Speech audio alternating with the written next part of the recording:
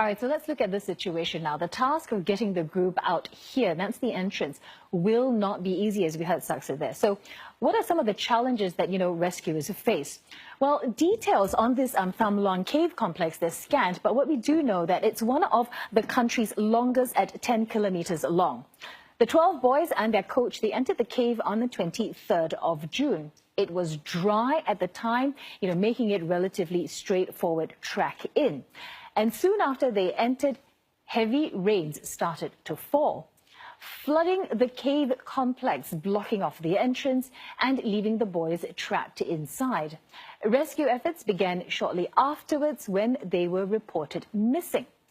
The search and rescue teams, aided by cave diving experts, have been working round the clock, and they want to try and get the water level low enough so the group could possibly walk out.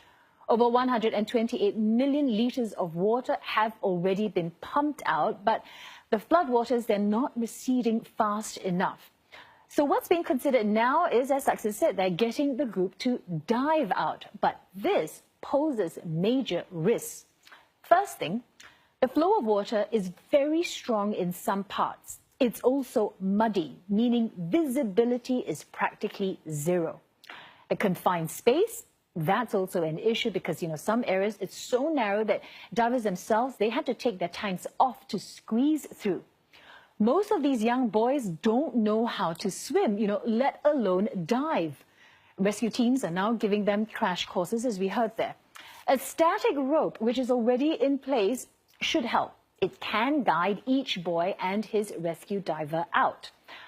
Alternatively, rescue divers can position themselves along the route, passing the boys in relay style.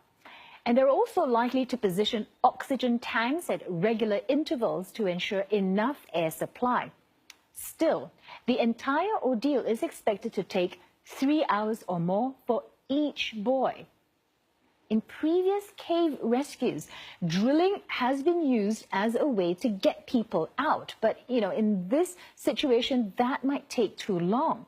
The group is stranded about 1 kilometer below the top of the mountain, and rescue teams are also searching for other ways into the cave. But it's a race against time. Rain is forecast to begin as early as tomorrow, and the deluge could very well jeopardize efforts and leave rescuers back at square one.